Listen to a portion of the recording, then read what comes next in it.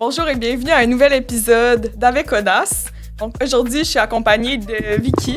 Merci d'être présente aujourd'hui avec nous. Merci de m'accueillir. En fait, on va surtout discuter du financement puis du défi que ça peut représenter. En fait, on l'entend souvent, là, ça peut être... ça prend de l'argent là, pour partir un projet. En fait, est-ce que tu voudrais, avant qu'on rentre dans le sujet, te présenter? Oui, donc je m'appelle Vicky. Puis, je vais me présenter un peu mon parcours scolaire et également un peu qui je suis en dehors de l'école. Donc, j'ai fait d'abord un bac en biologie cellulaire moléculaire qui m'a vraiment énormément intéressée. Puis, j'ai appris énormément de choses là, par rapport aux cellules, etc. Puis, par la suite, je voulais continuer dans une maîtrise, mais je ne savais pas nécessairement laquelle. Il y avait un de mes cours en physiologie qui m'intéressait énormément, c'était sur les canaux ioniques. Donc, je suis allée dans un laboratoire de biophysique pour faire de l'électrophysiologie et j'ai tout appris. C'était comme partir à zéro, en fait. La partie manipulation de biologie biologie moléculaire, ça va. C'est vraiment plus la partie électricité qui était absolument nouvelle pour moi, c'est-à-dire là, on prenait des cellules, puis les cellules étaient représentées en termes de petits circuits électriques. C'était vraiment intéressant, là. Puis nous, c'était plus des travaux portés sur une portée vers aider l'être humain, mais c'était fondamental, là. Donc, travailler sur une petite protéine, la faire exprimer, récolter les données qui sont des courants électriques. Puis voilà. Puis dans mon apprentissage, justement, de l'électricité, j'ai dû aller voir comme toutes les formules, tout le background derrière ça. Puis c'était très, très, très intéressant. Puis c'est là que j'ai vu que ça avait un potentiel pour régler certains soucis. C'est que j'ai vu qu'il n'y a pas beaucoup de représentation écologique, mettons, des batteries en ce moment. C'est tout, elles sont performantes, mais elles sont toutes au détriment de la nature. Donc, je me suis dit, si seulement les plantes pouvaient aider. Et c'est en lisant quelques articles que j'ai vu que c'est super possible, en fait. C'est pas farfelu comme idée, ça se fait. Là, j'ai décidé d'y aller à fond pour ça. Donc ça, c'est mon projet entrepreneurial. Puis, en dehors de l'école et de l'entrepreneuriat, je suis une personne assez simple. Je fais du crochet, j'adore crocheter. Je fais de la photographie avec ma petite sœur, qui est, elle, c'est une fille de com, donc photographe. Elle connaît ça. Puis, j'aime aussi plein de petites activités comme la lecture. Voilà. Tu as parlé de la problématique des batteries, que c'est un grand problème pour l'environnement. C'est très polluant, les batteries qu'on utilise de nos jours. Ouais. Et donc, c'est comme ça qu'est partie Eudori, oui, qui est ton entreprise. Donc, pour l'instant, tu travailles encore sur ce projet.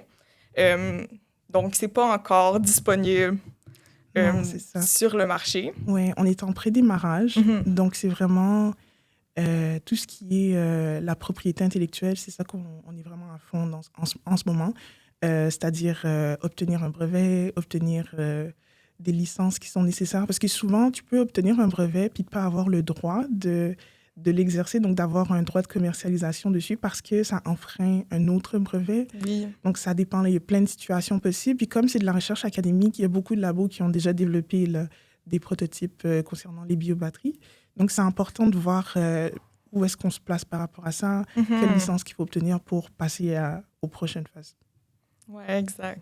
Bon, donc ici, au podcast, on aime ça, partager un fait, un petit fun fact là, sur nos invités. Donc, apparemment, t'es une personne tellement passionnée que, en fait, là, une fois que tu retournes chez toi, même là, les recherches s'arrêtent pas. C'est vrai.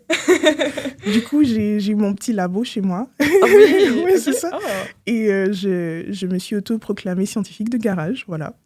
Donc, je trouve que c'est important de la démocratisation de la science parce qu'il y a beaucoup d'instruments qui coûtent extrêmement cher. Donc, en dehors d'un laboratoire universitaire, on ne serait pas capable d'obtenir certains résultats. Puis, heureusement pour moi, j'avais trouvé plein d'articles qui montraient une version imprimée 3D, une version vraiment pas très chère de l'instrument, la programmation nécessaire faite avec des systèmes embarqués, tout ça. Donc, j'ai pu me produire mon petit matériel chez moi à faible coût, mais au total, c'était quand même un gros coût. Ouais. Donc, c'est ça. Donc, toi, est-ce que tu as dû utiliser de l'argent de ta poche pour faire ça? Si, j'en ai utilisé. J'ai utilisé l'argent de mes reins, de mes 4 bras. Donc, oui, ça a coûté vraiment cher. C'est pour ça aussi que je travaille pas à temps plein sur mon projet Udori. Donc, c'est vraiment, Mhm. je travaille à temps partiel, puis je poursuis également mes études. Donc, OK. c'est comme la troisième partie là, dans mon budget, c'est mon entreprise. Puis récemment, heureusement, j'ai un cofondateur qui va pouvoir m'aider à faire avancer le projet de l'entreprise. Donc, c'est Sébastien Bibeau. Il est super intéressé par tout ce qui est les questions environnementales en ce moment. Puis, il aimerait financer des projets comme ça qui sont super intéressants, puis éco-responsables. Donc, ça vient donner un petit boost. Mhm. Ouais, donc c'est sûr que ça aide. Et ben en fait, toi, euh, comment est-ce que tu as commencé à financer ton projet? OK, en fait, c'est plus quand je travaille à temps plein l'été, je sais que c'est là où je peux faire le plus gros montant d'argent. Ouais. Puis, je vais prendre directement ce montant-là et l'injecter. Là, c'est des commandes Amazon à plus finir, malheureusement. Donc, c'est là que j'ai acheté le plus gros de mon matériel. Puis, le reste, si je pouvais le fabriquer, je le fabriquais. Donc, avec une imprimante 3D ou bien avec un système embarqué comme Arduino, tout ça. Donc, ça aussi, ça coûte pas si cher au détail, tout ce qui est Arduino, mais quand on met tout ensemble là, pour mes différents systèmes, oui, c'est dispendieux. En fait, est-ce que tu as accès aussi à un laboratoire autre? Oui, heureusement. Donc, OK. la plus grande partie, c'est vrai, c'est moi qui ai commencé le projet, donc ça a débuté comme ça, mais par la suite, on va faire un stage mi-taxe. Donc, j'ai parlé avec une professeure qui aimerait bien m'accueillir dans son laboratoire. C'est un programme mi-taxe où est-ce que l'entrepreneur est également le stagiaire. Donc, en fait, stagiaire d'entreprise en milieu universitaire pour pouvoir avoir soit un transfert technologique ou faire avancer ma technologie. Donc, bien heureusement, là, je vais avoir accès à d'autres équipements très bientôt. Est-ce que tu as fait déjà quelques demandes de financement? Oui, j'ai pas encore appliqué à toutes celles que j'ai besoin. Dans le fond, j'ai comme un Excel avec les différentes dates puis les différentes les prérequis pour les demandes. J'ai appliqué à quelques-unes. Les concours sont pas encore finis, donc j'ai pas encore de réponse. Donc on Mhm. verra. J'imagine qu'il y a certains critères là, pour recevoir le financement. Est-ce qu'il y a des critères des fois qui t'ont surpris ou même déçu? Dans les financements, souvent le salaire n'est pas autorisé à faire partie des dépenses possibles. Ah ouais. Donc quand on fait nos prévisions financières, puis dans quoi on prévoit dépenser l'argent si on l'obtient, souvent, ben, on va mettre tout ce qui est recherche et développement, marketing, tout ça, mais la partie salaire, elle est super importante puisqu'en fait, ça veut Ah, dire qu'on est à temps plein sur le projet. Et oui. dans certaines demandes, c'est bel et bien spécifié, noté que les salaires ne feront pas partie. Donc OK, ça, c'est donc la eux, partie. Ouais. ils paieront pas cette partie-là du Non, c'est salaire. ça. Ah, c'est vraiment Il y en a que dommage. c'est des bourses, donc c'est correct, les Ouais. salaires sont inclus, mais il y en a d'autres que non, c'est pas, ils tiennent pas à financer cet aspect-là. Donc pour eux, j'imagine qu'ils ont d'autres critères. S'ils veulent que, par exemple, l'argent aille en R&D ou que l'argent aille dans le marketing, dans les différents aspects du projet. Mais ça, c'est une grosse question que j'ai parce que, voilà, moi, j'aimerais bien être à temps plein sur le projet pour que ça avance le plus que possible. Parce que je crois qu'il y a beaucoup de potentiel. Puis le marché évolue constamment, donc il faut rester prêt. Tandis que c'est pas nécessairement l'époque économique appropriée en ce moment. Ah, ah, ouais. Donc c'est difficile en ce moment, puis ça me fait beaucoup réfléchir, là, cet aspect-là de les salaires sont pas inclus. Ouais, ouais, c'est sûr. Parce qu'aussi, il y a plein de choses à payer aussi, là, on s'entend niveau Exactement. personnel. Là. Puis si on veut agrandir l'équipe, justement, tu sais, là, on est juste deux. Mais si on veut agrandir l'équipe, ben, il faudra prévoir les salaires, justement, de ces Ouais. personnes-là. Est-ce que ça t'est déjà arrivé de devoir mettre ton projet en pause pour une question de qui manquait d'argent? Certainement. Certainement. Donc, pour la plupart de mes sessions, sauf celles d'été, j'ai pas tendance à dépenser nécessairement dans le projet parce Mhm. que justement, j'ai ma session à temps plein Oui. euh, et également mon travail à temps partiel. Donc, la priorité de l'entreprise vient en troisième. Et donc, des fois, ça fait en sorte que je vais attendre avant d'obtenir un certain élément, mais qui serait crucial pour Ouais. pouvoir pousser un peu plus l'analyse. Donc, oui, ça m'est arrivé, là, question de financement. Parfois, il faut faire des pauses, Mhm. économiser le plus qu'on peut, puis ensuite, on reprend. Personnellement, tu as des critères au niveau, par exemple, de tes valeurs pour le financement. Par exemple, tu vas refuser certaines offres parce que ça ne respecte pas tes valeurs.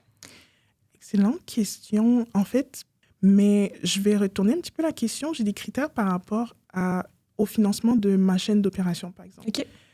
J'ai vraiment des valeurs d'éco-responsabilité, donc il faut que ce soit une chaîne qui soit verte et éthique. Pourtant, ça implique des coûts financiers encore plus élevés. Parce que souvent, pour maintenir, on va dire, on veut une forme d'emballage qui soit faite à partir de mycélium pour éviter d'utiliser du plastique. C'est un investissement supplémentaire, tandis que d'autres entreprises vont prioriser le plastique qui est moins cher et ils vont faire des économies par rapport à une entreprise qui choisit un système vert. Donc, c'est un de mes critères. Puis, je ressens les coûts financiers à venir de ces critères. Ouais. Donc, quand tu veux te lancer justement dans un produit qui est plus écologique, plus bio-responsable, ça engendre des coûts supplémentaires. Voilà. Justement, un des matériaux que tu utilises, c'est fait par une personne qui fait partie aussi de l'Université de Montréal, que tu as rencontré dans un des parcours. Oui, en fait, c'était une foire commerciale. Puis, en passant à son kiosque, j'ai entendu parler de cette idée-là d'avoir des emballages verts faits à partir de mycélium. J'ai trouvé l'idée absolument fantastique. Et en discutant avec lui, avec l'entrepreneur, on s'est mis d'accord que clairement, je vais intégrer ça dans mon projet quand je serai à l'étape de commercialisation. Est-ce que tu trouves qu'il y a assez de bourses qui sont offertes par l'université pour les étudiants, justement, qui se lancent dans un projet scientifique? J'aimerais qu'il y en ait plus. Au début du parcours, par exemple, avec Millennium, on va survoler les coûts que ça peut engendrer un tel projet. Mais une fois qu'on met le pied directement là, dans le projet entrepreneurial, la réalité frappe. Par exemple, juste pour la propriété intellectuelle, c'est quand même des coûts importants, mais c'est un investissement crucial. Donc, si, par exemple, ils offraient des bourses pour cette étape-là, je pense que ça encouragerait beaucoup les jeunes en recherche à entreprendre, justement. Bien qu'on a discuté à quel point le financement est difficile à obtenir, c'est un peu paradoxal de savoir, en fait, qu'il y a énormément de subventions disponibles dans les portefeuilles gouvernementaux.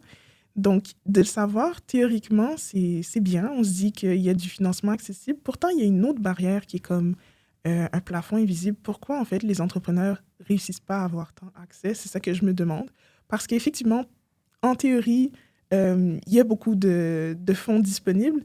C'est juste qu'en étudiant un peu plus loin, on regarde qu'à la fin des délais pour le portefeuille, la plus grande partie des sommes sont restées dans le portefeuille gouvernemental. Donc, peut-être qu'il y a quelque chose à investiguer dans ce côté-là. Ouais. Donc, qu'est-ce qu'il faudrait pour avoir une meilleure attribution de ces sommes-là pour que l'innovation puisse avancer là au Québec? Comme on a dit tantôt, le manque de financement, ça met un frein un peu, ça ralentit vraiment le processus. Voilà. Et c'est sûr que si on avait plus accès à du financement, le projet pourrait aller beaucoup plus vite. Ouais. Ce serait encore plus encourageant. Et comment je pourrais dire, les efforts des entrepreneurs seraient plus soulignés, récompensés. Oui. Parce que c'est bien beau du bénévolat, mais on doit tous vivre de la vie de tous les jours, donc on doit se nourrir, etc. Donc, c'est important de montrer qu'on tient à nos entrepreneurs parce que c'est un écosystème d'innovation important pour le Québec, pour le Canada. Donc, je pense que ce serait une bonne façon là, d'encourager l'entrepreneuriat. Je suis tout à fait d'accord. Ça prend plus d'étudiants qui s'intéressent à l'entrepreneuriat, qui sont prêts à se lancer. Puis c'est sûr que les bourses, ça pourrait les encourager encore plus. Voilà. Mais je suis certaine que ce qui est en train de nous parler en ce moment, ton parcours puis ta passion pour ton projet, ça va encourager encore plus de personnes à se lancer. En tout cas, moi, je trouve ça super motivant. Super. Ben, j'espère beaucoup. Moi, je pense qu'il faut dire à la prochaine génération, n'hésitez pas à foncer, ça en vaut toujours la peine. C'est sûr qu'il y a des défis, mais ça en vaut toujours la peine. Donc, si vous avez une idée de projet ou si vous avez besoin d'aide pour avancer votre projet, il existe Millennium Québecor qui offre différents services et du soutien et différentes activités qui peuvent vous aider à avancer. Donc, tout ce que vous avez à faire, c'est suivre leur site Internet ou leurs réseaux sociaux pour rien manquer. Et n'oubliez pas de liker, partager et de vous abonner. Merci. Je l'avais dit la 4e fois.